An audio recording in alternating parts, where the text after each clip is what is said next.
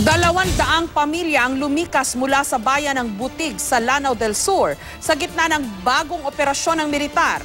Sa pagkakataong ito, ang Maute Group at ang Abu Sayyaf leader na si Isnilon Hapilon ang mga target. Live mula sa Iligan City, may report si June Veneracion. June?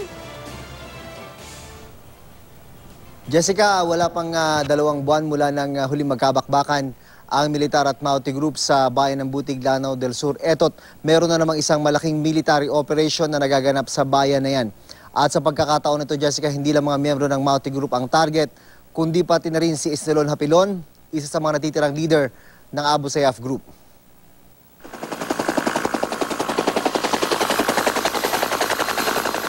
Napapadalas na naman ang paglipad ng mga military helicopter sa bayan ng Butig, Lanao del Sur.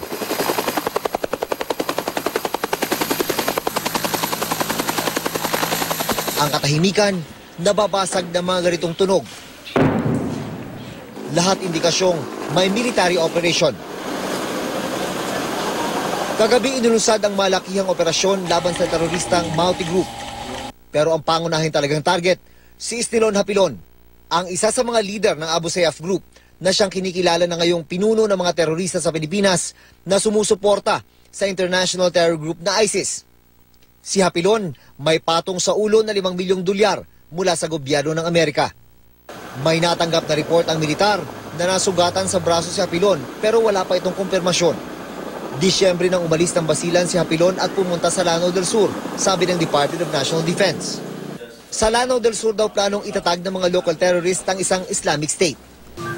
That's what they want to do, to establish maybe cells, small cells, but eventually they will establish Islamic province or wilayat somewhere kung saan sila. Now, we will see to it that they will not be able to establish those kind of organization here. Maraming impormasyon ding nakakarating sa lokal na pamahalaan na nasa Butig ngayon sa Hapilon. 3 barangay ang apektado ng military operation. 200 pamilya na ang lumikas.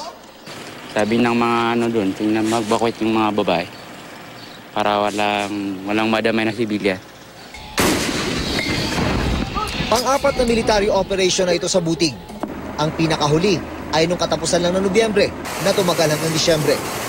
Ang problema, sabi ng lokal na pamahalaan ng Butig, hindi nag-iiwan ang armed forces ng malaki at permanenteng tropa sa bayan. Bumabalik-balik lang daw ang mga terorista sa Butig dahil strategic ang kanilang lugar. Mabundok, maraming pwedeng pagtakasan at may supply ng tubig mula sa kabundukan. We are hoping that this will be the last. Sana makakuha na ito, matapos na ito.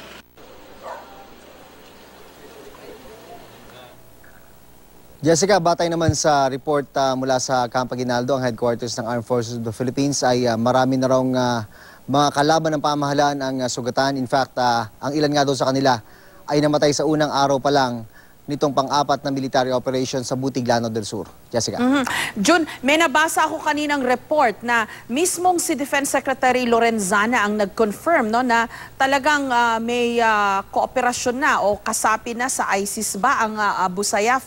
And itong si Espilon daw lumipat sa Central Mindanao kasi ang sabi ng ISIS ayaw nila na sa Basilan o sa Sulu i-set up yung tinatawag na caliphate ng ISIS. Actually, Jessica, itong si Isnilon Hapilon, isa sa mga top leaders nga ng Abu Sayyaf, ay nakabase ito sa Basilan. Minomonitor ito ng mga militar at ibang mga intelligence units dyan sa Basilan na yan, sa probinsya na yan ng Basilan. Tapos nung nawala sa kanilang radar, nagtaka na sila kung bakit nawala. At dito nga, sa kanilang pagdugtong-dugtong at pagtatanong sa kanilang mga active agents, ay na-trace nila na napunta at na dumaong yung mga bangka, yung mga speedboat na sakay nila dito nga sa Lanao del Sur. Kaya nandito na at nag-link up na dun sa Maute Group nga na aktibo rin sa mga terror activities dito sa ating bansa, Jessica.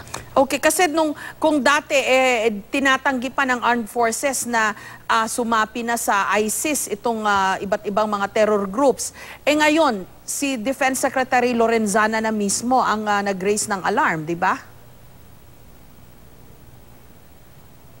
Actually, Jessica, yung mga sa maraming pagkakataon, parang pilit naman na dina-downplay lang yan ng mga otoridad. Pero kung pagbabasihan natin sa mga naririnig natin mga intelligence information, ay talagang positive talaga na recognize na yung grupo na itong mga nandito sa Pilipinas ng ISIS. And in fact, nakakatanggap na ng funding mula sa labas ng bansa. Jessica. At ang sabi nga ni President Duterte mismo nung huling interview natin sa kanya, ang funding daw ng Maute Group galing pa sa drugs, no? So parang nagsama-sama na lahat ng